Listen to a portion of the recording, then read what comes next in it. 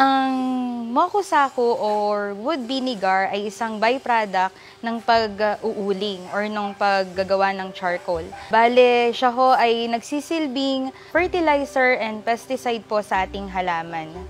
Ginagamit siya sa organic agriculture as, again nga po, fertilizer and pesticide po. So, napapabuti ng wood vinegar yung resistensya ng ating halaman laban sa mga peste at iba't ibang sakit.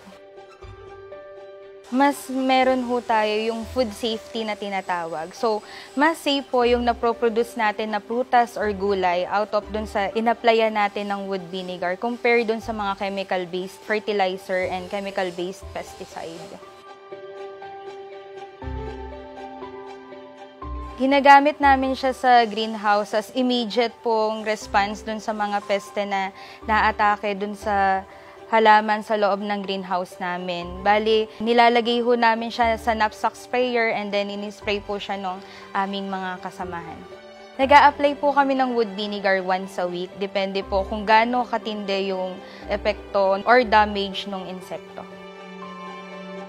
Dito ho sa amin, sa Rizal, mas ginagamit po si wood vinegar sa vegetable production or yung tinatawag ho nating pinakbet vegetable. Yung sitaw, kalabasa, okra, yun ho yung pangkaraniwang ginogrow dito sa Calabarzon. So sa kanya din po natin ina-apply si wood vinegar.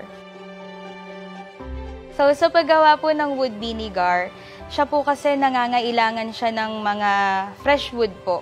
So, hindi naman natin kailangang magputol ng kahoy para makagawa tayo ng wood vinegar.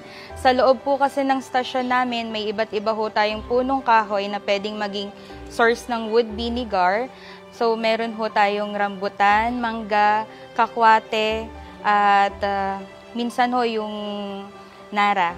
Bali, pag sobrang yabong na nung puno, nag-trim po kami. Yung mga sanga po na naputol doon sa mga puno na yun po yung gagawin naming wood vinegar. Una pong step para ho sa paggawa ng wood vinegar ay tatabasin sa maliliit na parte yung mga kahoy na nakolekta. Tapos ho, lalagyan siya or paaapoyan ho siya. So, ginagamitan po namin siya ng wood vinegar chamber. Sa wood vinegar chamber po, nakakulong po yung smoke na naproproduce nung ating inapoyan na fresh wood. And then, aakyat po siya dun sa may tank or chamber. And then, magsasalubong po ngayon si cold water at saka yung smoke na naproproduce from the fresh wood. Dun po sa process na yon, yung condensation, yung pawis po na maproproduce dun, yun po yung tinatawag nating wood vinegar or mokusaku.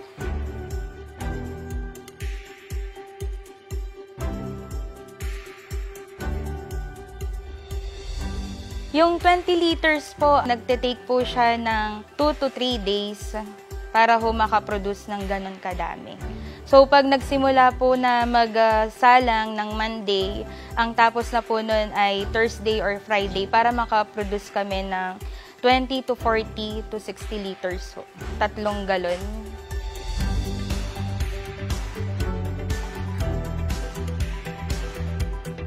Sa paggamit po ng mokusaku, wala naman po siyang hazardous effect dun sa mga karatig ho nating farm or karatig ho natin na bahayan. So, very safe po siya dun sa mga tao na nakakapalibot doon sa farm na ina-applyan ng wood vinegar. And then, as well as safe din ho siya dun sa mga animals na nandun sa area na yun.